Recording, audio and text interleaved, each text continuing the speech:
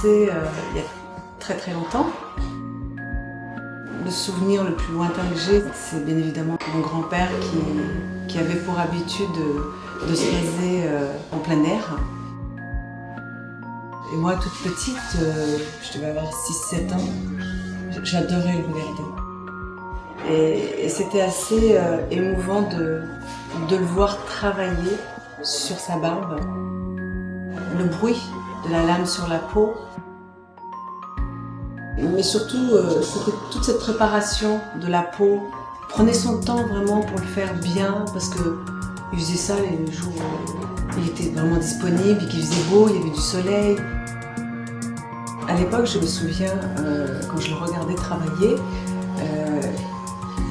l'idée m'est venue, je me disais je voulais être barbière.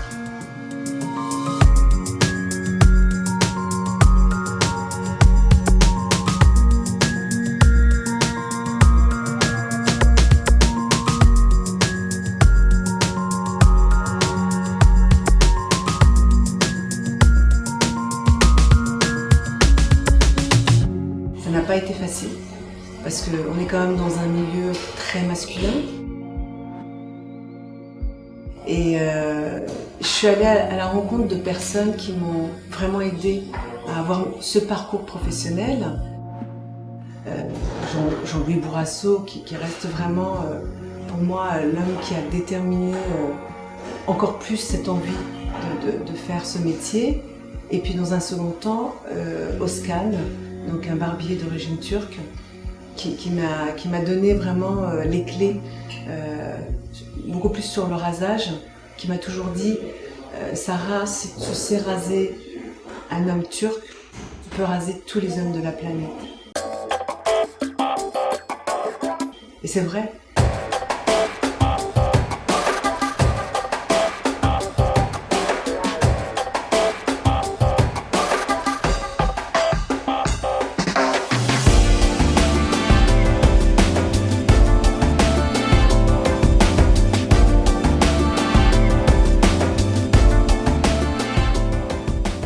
Je suis quelqu'un naturellement de curieux.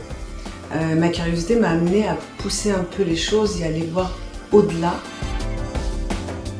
En tant que femme, j'ai une sensibilité importante qui fait que je me suis dit, il ne suffit pas juste d'apprendre la coiffure et la barbe, il y a aussi autre chose, il y a l'esthétisme.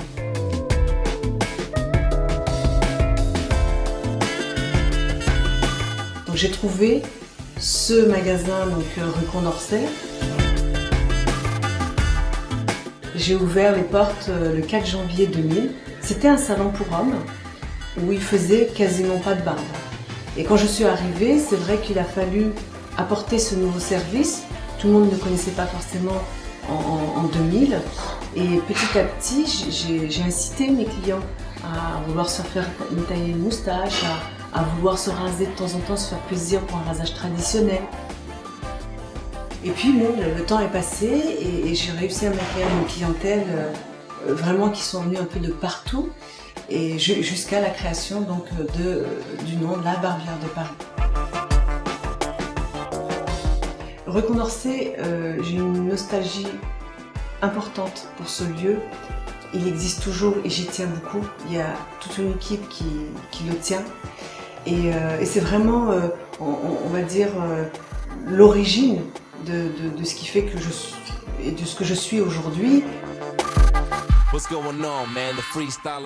C'est quelque chose sur lequel j'accorde beaucoup d'importance, de persévérer, de continuer à avoir cette identité de la Barbière de Paris à rue Condorcet, tout en essayant d'évoluer, parce que la vie fait qu'on évolue tous les jours. Et ce nouveau lieu, rue Bertin-Poiré, dans le 1er arrondissement, est très différent.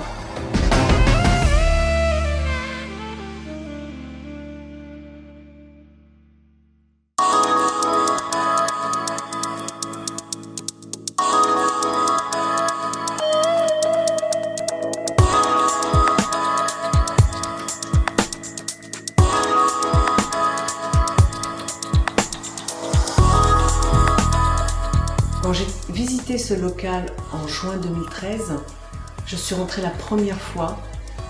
Il y avait beaucoup de pièces avec beaucoup de murs de séparation. Il y avait cette verrière au centre de cet espace. Et quand j'ai vu cette verrière, j'ai regardé et en dehors du visuel, j'ai senti quelque chose qui m'a vraiment mis à l'aise, où c'était agréable d'être dans ce lieu. Et là, je me suis dit, c'est ici que je veux faire quelque chose. Et là, je vise l'excellence.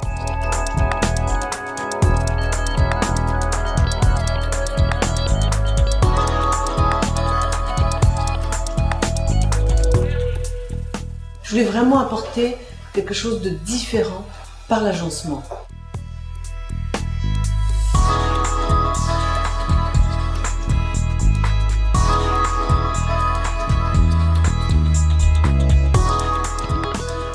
On peut venir se faire couper les cheveux, parce qu'il faut savoir, un barbier est avant tout un coiffeur pour homme. On peut venir se faire raser, on peut venir se faire tailler la barbe, on peut venir se faire des épilations faciales. L'importance, en tout cas pour moi, c'est l'innovation.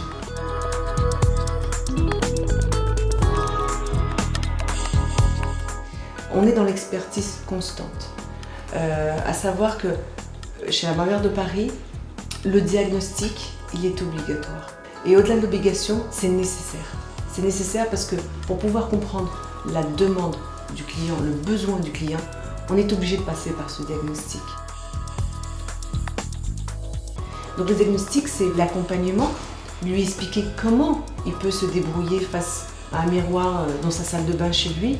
C'est tout ça qui est important et qui fait que les gens se sentent rassurés. Les femmes, dans mon métier, ont un rôle très important parce qu'elles-mêmes, elles s'entretiennent chez l'esthéticienne, elles savent ce que c'est que l'avant et l'après.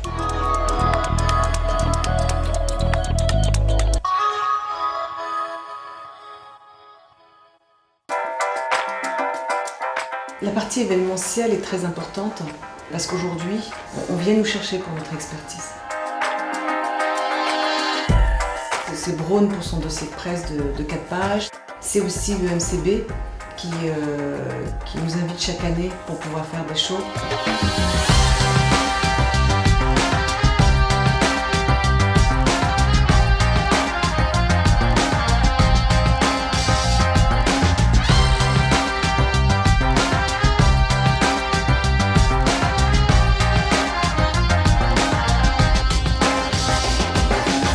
On vient chercher votre caution technique. C'est L'Oréal, c'est Swarovski, c'est Tommy Hilfiger, c'est beaucoup de maisons qui aujourd'hui nous font confiance.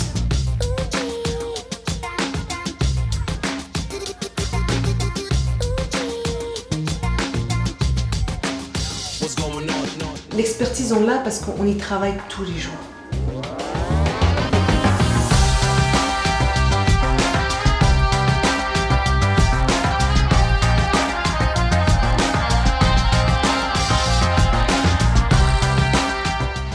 Donc la barbière de Paris, c'est vrai que c'est une équipe derrière qui travaille tous les jours, qui se donne. C'est des gens qui sont très passionnés par le métier qu'ils pratiquent. Je voulais remercier vraiment la presse. Et Christina Cordula, qui est partenaire avec nous, avec qui je travaille régulièrement. Elle sait qu'elle peut me faire confiance parce que, à travers mon expertise, je vais pouvoir lui donner vraiment ce qu'elle attend ou ce que la personne attend.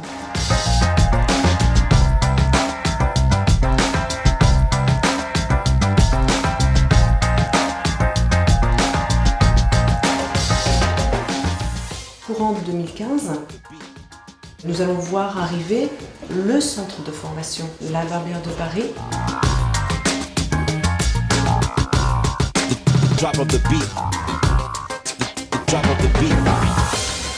Aujourd'hui, le métier de barbier, c'est répondre aux besoins de l'homme à travers nos techniques. C'est une manière de sublimer ce que je disais, l'homme, mais pour ça, il faut avoir un bon professionnel. Et ça me fait plaisir de voir que, enfin, cette nouvelle génération approuve ce métier.